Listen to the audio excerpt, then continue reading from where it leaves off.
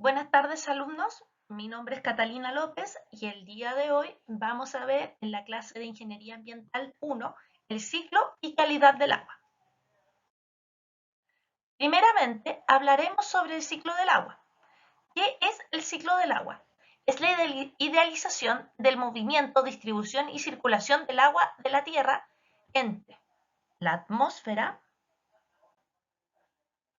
la litosfera, la hidrosfera y nuevamente la atmósfera. El ciclo del agua tiene como les había comentado antes, es una representación de los fenómenos que ocurren naturalmente en el planeta y puede ser tan complejo como uno quiera. Y las formas de representarla son variadas. Por ejemplo, podemos ver en esta figura un diagrama de bloques asociado al ciclo hidrológico.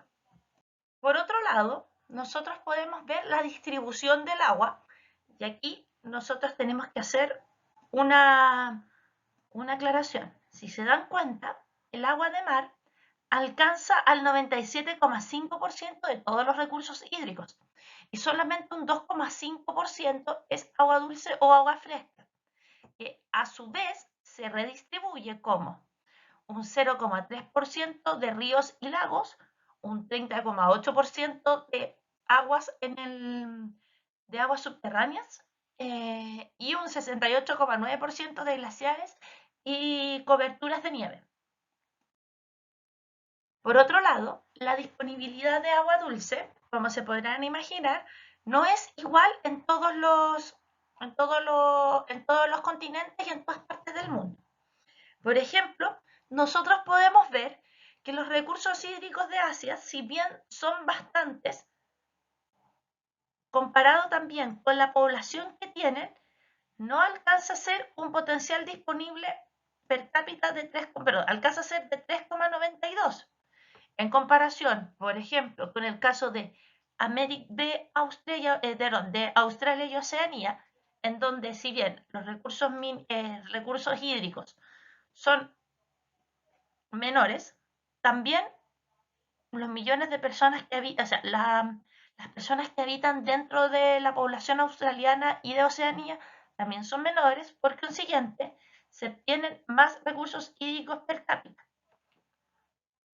Esto se puede seguir viendo esquematizado de acuerdo a un mapa mundi desarrollado por la UNESCO en el año 2010 acerca de la distribución del agua comparada con la población mundial. Por ejemplo, nuevamente vamos a tomar el caso de Asia. El 36% de los recursos hídricos corresponde al continente asiático, pero el 60% de la población mundial habita en este continente. Y por otro lado, el caso que a nosotros nos importa, América del Sur, un 26% de los recursos hídricos llega a esta zona y nosotros tenemos un total del 6% de la población, por lo que se podría decir que para el año 2010 nuestra situación hídrica era privilegiada comparada con otras zonas del mundo. Otro mapa que relaciona lo mismo habla que desde el año 2002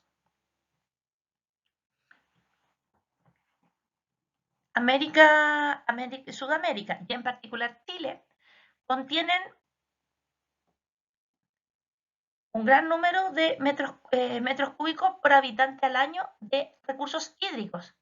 No obstante, la situación desde el año 2003 en adelante ha cambiado abruptamente en Chile, en donde podemos ver la disponibilidad de agua dulce adaptada del año 2017 nos muestra que nuestro país pasó a tener menores tasas de recursos hídricos per cápita o con lugares donde efectivamente hay agua dulce.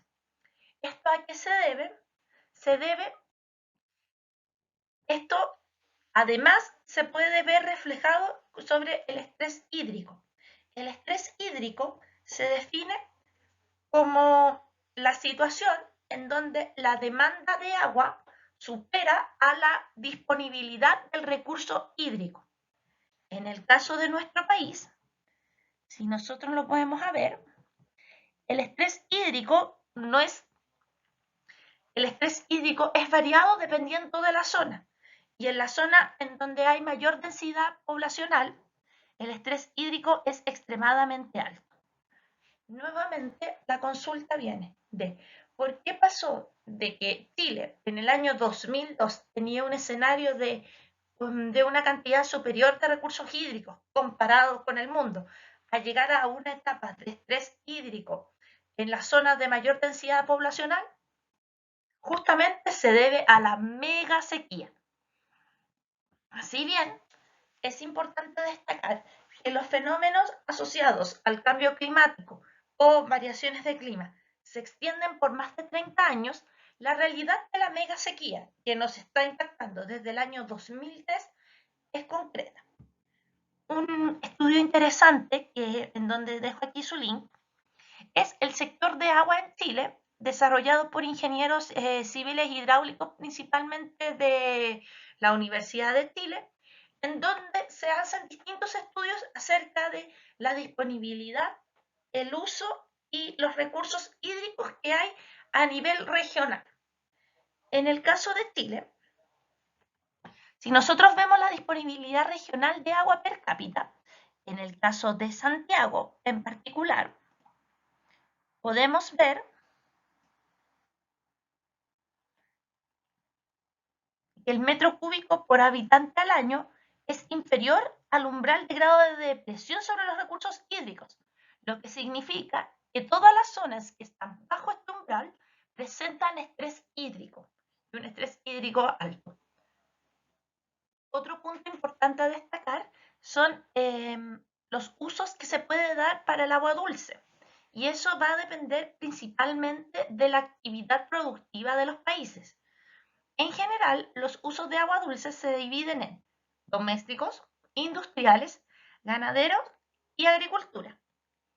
En este gráfico, la idea es contrastar el uso de agua dulce que se tuvo en el año 1995 y lo proyectado mediante las actividades productivas para el año 2025 de países desarrollados en vías de desarrollo, y la suma de ambos daría a nivel mundial. Y es importante destacar aquí, por un lado, la diferencia de uso de recursos hídricos en países desarrollados y en vías de desarrollo es notable. Se puede ver que en promedio un país desarrollado utiliza entre 500 y 550 kilómetros cúbicos de agua dulce, mientras podemos ver que en los países de vías de desarrollo estas cantidades se triplican. Por otro lado, el uso también es diferente. El uso doméstico, si bien es mayor, es importante destacar que los países en vías de desarrollo son más que los países efectivamente desarrollados, por lo que era esperable ver que fuera mayor el uso doméstico de estos países. Por otro lado, las actividades ganaderas y especialmente las actividades ligadas a la agricultura siempre han sido el mayor uso que se le ha tenido al agua, al menos en los países en vías de desarrollo. Y esto también se puede ver comparando lo que ya se alcanzó a medir y lo que se está proyectando para el año 2025. ¿Qué es lo que se espera? Que el uso de recursos hídricos sea mayor conforme aumenta la población. Aumenta la población, también van a aumentar las necesidades de un uso de agua para producir agricultura. La brecha entre el uso de agua de los países desarrollados y en vías de desarrollo es bastante, pero como se puede ver, la principal diferencia se da en la actividad de la agricultura. Esto también se puede ver reflejado en este mapa mundi, en donde los países en vías de desarrollo, principalmente su mayor actividad productiva se dedica a usos de agricultura, dominantes o con sectores industriales asociados. En cambio, los países desarrollados podemos ver que principalmente su principal uso es industrial o doméstico. Como nosotros estamos insertos en una realidad país, es importante destacar el uso de agua dulce en Chile. En la figura podemos ver la distribución agregada de los usos consultivos de agua. Es importante destacar aquí, se agrega una definición, el uso consultivo y el uso no consultivo del agua. El uso consultivo habla de la extracción y consumo de agua desde su origen.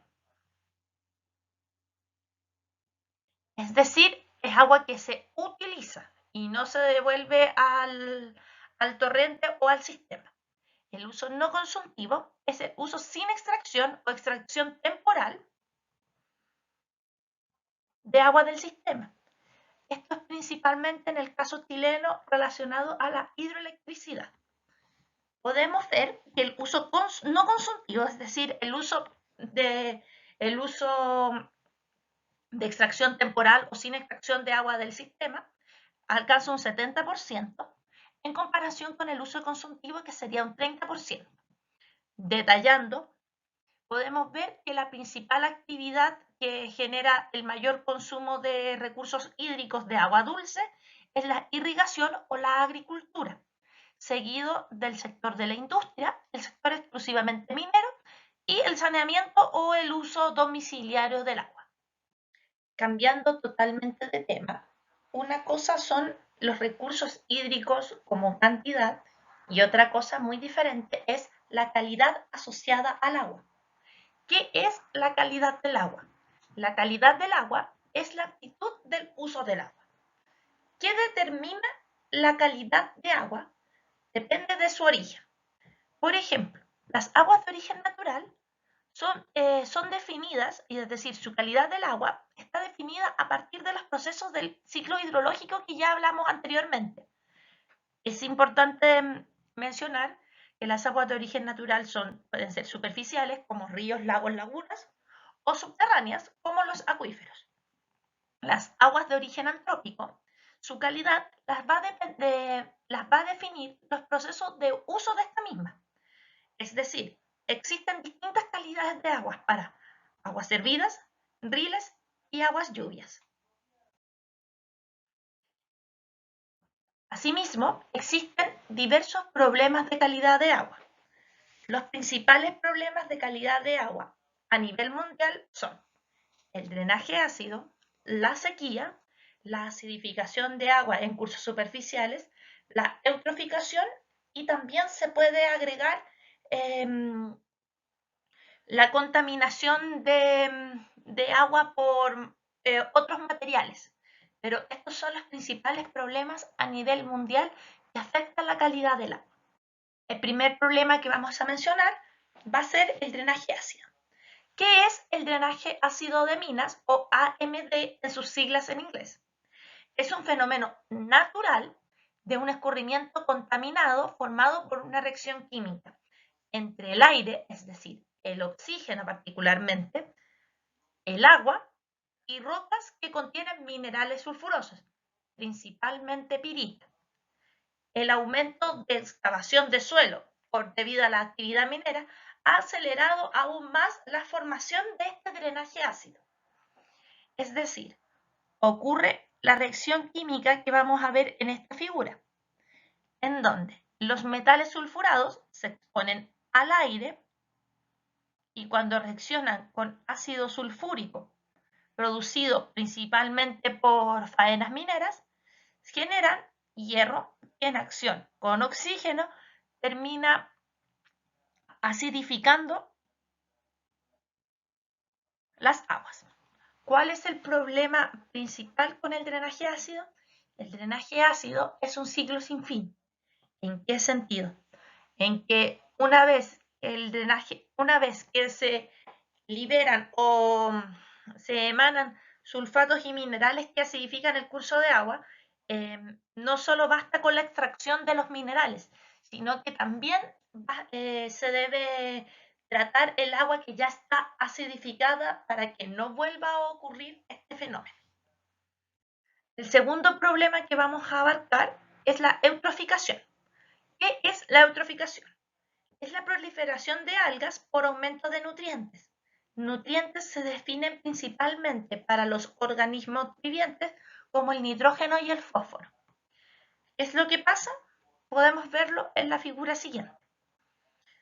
Si vemos un ecosistema natural, coexisten distintos tipos de organismos, microorganismos, definidos como bacterias descomponedoras, peces, es decir, fauna, de distinto tipo, y además flora representada por las algas que pueden estar a nivel superficial como a nivel submarino. Naturalmente existe un equilibrio de oxígeno, luz y alimento, y además se permite un paso de luz y existiendo peces en capas profundas y las bacterias pueden realizar su trabajo. ¿Qué es lo que ocurre con la eutroficación? Las algas consumen el oxígeno del ecosistema marino y no permiten el paso del sol al fondo del cuerpo de agua afectado, ocurriendo diferentes fenómenos. Primero, una proliferación de la flora existente en los ecosistemas marinos, principalmente de las algas y de las algas que están a nivel submarino y superficial, que impiden que exista un paso de luz. Sin luz existe una acumulación además de nutrientes que provoca un crecimiento desmedido de plantas y algas. Y sumando ambos efectos, los peces mueren porque no les llega el suficiente oxígeno, ya que todo el oxígeno lo está consumiendo las plantas y algas. También, como hay falta de oxígeno, las bacterias descomponedoras están limitadas en sus reacciones, por lo que se generan exceso de desechos por falta de oxígeno, consiguiendo dos efectos: el cambio de color del ecosistema, además del mal olor asociado a estos lagos.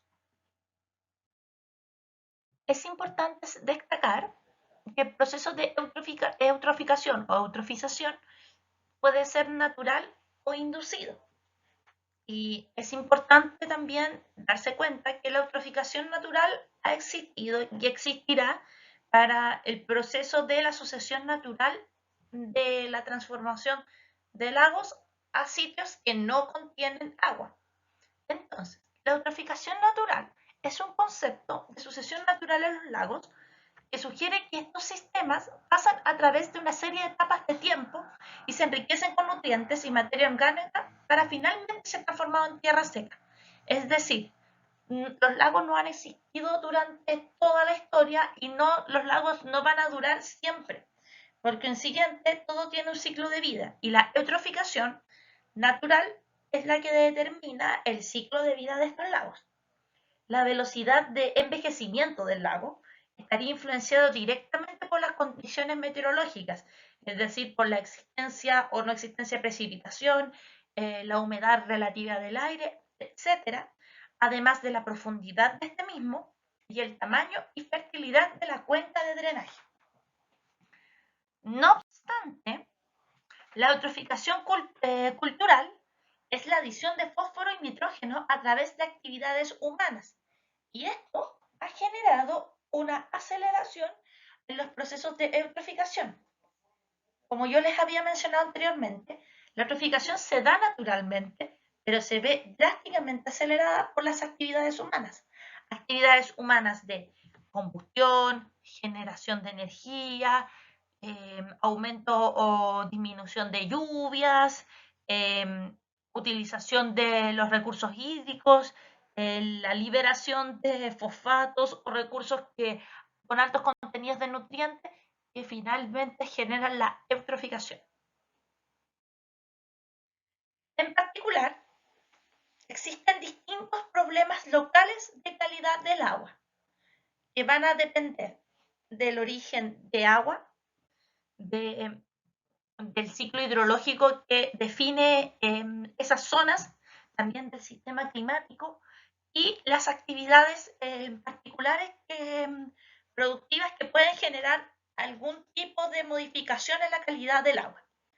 Por ejemplo, en la zona norte del país existen altos niveles de salinidad, arsénico y boro de forma natural y artificial en los sistemas acuáticos en peligro de extinción. ¿Qué ocurre? Naturalmente, en el extremo norte del país existen borateras y contenedores de arsénico que se liberan a las aguas de curso natural. Lo que pasa es que el boro y el arsénico en altas dosis llegan a ser nocivos para el ser humano, principalmente el arsénico, además de perjudicar los ecosistemas marinos.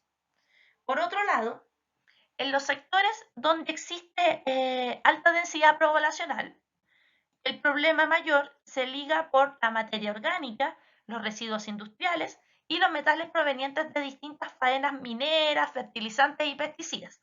Es importante destacar que en la zona centro existe minería, agricultura, ganadería y uso de agua, de agua a nivel domiciliario mayor en comparación con otras zonas.